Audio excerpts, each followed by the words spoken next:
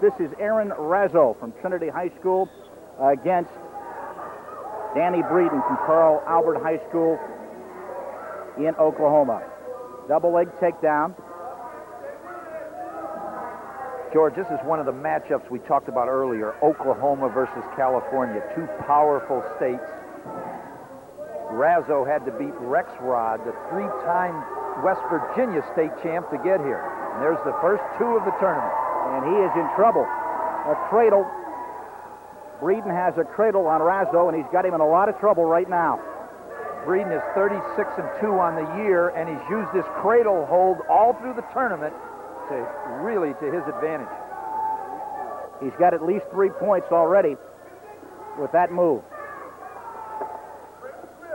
Razo said at his last match in the semifinals he hates to wrestle against anybody that's defensive, and he's finding Breeden is not defensive. Still trying to... He does not have to break that hold unless he loses control of the cradle. And he's got him in trouble again. You know, George, in his career, he's 113. So when you've only lost 13 matches in Oklahoma high school wrestling, it shows you're a champion. There's a cradle with the head on the side, and he's very close now. Trying to hook that leg to further tighten the cradle, and the referee, Jake Llewellyn, right in there, taking a good peek at the action. He was second in the state last year, and this year he was the state champ of Oklahoma. That particular move is called a crunch cradle.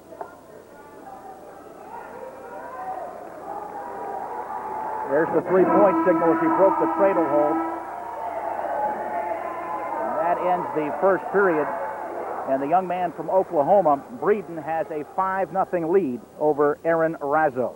And as we said, Erin said that in the semis he was against somebody that was defensive, and he hated guys defensive. He loves to use that duck under, and he can only do it when someone's aggressive against him. But I don't know if he wanted that much aggression that Danny Breeden threw at him. There's an injury time right now as Breeden is being worked on.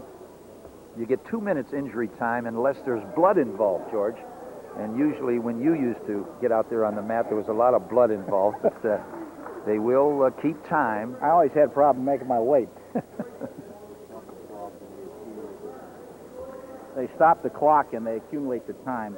The injury timeout, so they used about 20 seconds. So he has almost a minute and a half left of injury time. Both standing, as Razo chose the neutral position. He likes to stand up. He's a takedown guy.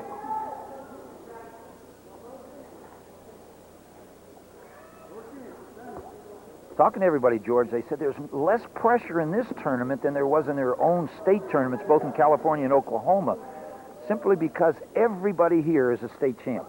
And there's no pressure. When they call back home, they just tell Mom, well, I lost to a state champ. And so the tournament has really been high scoring and everybody going for a lot of things. The kids have also thoroughly enjoyed the experience. Stalemate, so they'll stand up again and get started again. There's been a lot of that. When the referees determine stalemate, they're blowing the whistle early and getting them back in the middle. Breeden is in on a leg. Breeden in on a single. He's got 2 points as he gains control. He now leads 7-0. And he's really trying to go for that tilt. That's what he did a good job against Martinez from New Mexico in the semis.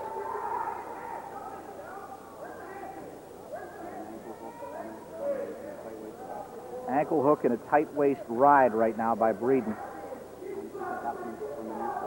You know, he's trying to get that near side and shoot the half, and he goes to a low high, George, and Razo did a pretty good job of getting free from that. Breeden a little bit high, trying to force his opponent out of bounds. I think he's going for the out of bounds. He wants to start again in the middle.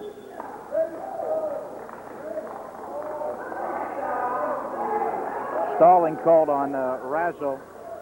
That's the first warning. You'll get one warning, and then the second, a 1-point penalty. So they haven't had to call stalling too often in the tournament, the whole tournament, because everyone's really out to score points.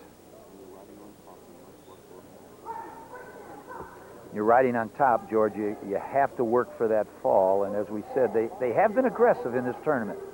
14 seconds left here in the second period. And for the benefit of those watching at home, Breeden is wearing the red ankle bands and Razo from California wearing the green ankle bands. And there was a 1-point escape for Razo, and that's the end of the second period with Breeden on top, 7-1. Very close to a takedown at the end of the first period. And Razo, he said he's in great condition. In California, they only have one state champion. Like a lot of states, Pennsylvania, for instance, has 2 state champions in every weight class. In California, they have 1, so they only sent 6 state champions to this competition. 4 of the California state champions are in the finals. So that says a great deal about the wrestling in the state of California. As we see right there, Razo is getting a little coaching from the corner.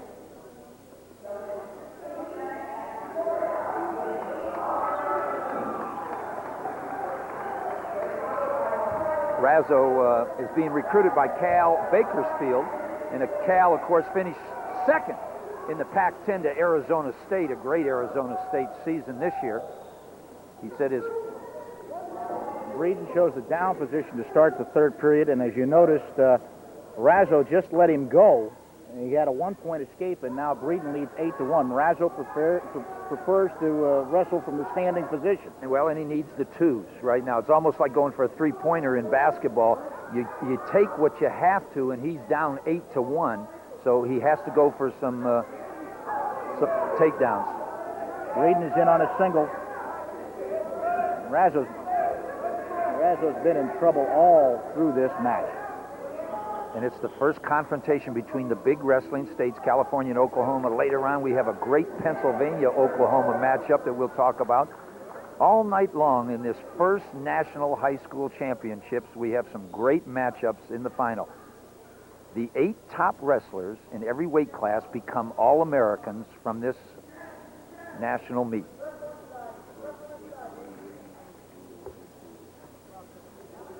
(8-1) Breeden in the third period, 1:06 left. So Mr. Razo is going to have to go to town. 124 wins, 19 losses. They just called stalling on Breeden. That's a 1-point penalty point for Razo. It's now 8-2 in favor of Breeden. And another stalling call will give another 1-point penalty. He can get 2 more before they call it off, and he only has 49 seconds to ride out.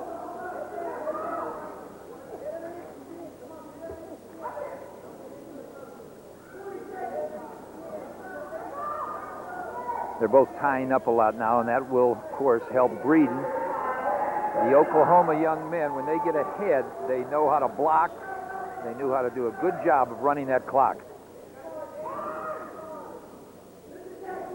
Breeden has 1 state title to his credit, and he's a 4-time regional champion as well. Breeden, Razo really trying to go for that single leg earlier. And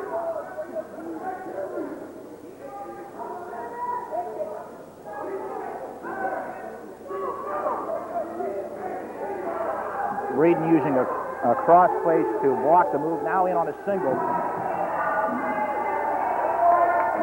And he just got 2 more points, and he has the match firmly in his grasp. Danny Breeden from Carl Albert High School in Oklahoma has captured the national championship in the 103-pound division with a 10-2 decision over Erin Razo of Trinity High School in California. And what a great sound that is, George. National champion. There's the first national championship in a high school national meet. And, of course, Mr. Razo is also an All-American, but Mr. Breeden from Oklahoma, our first national champ.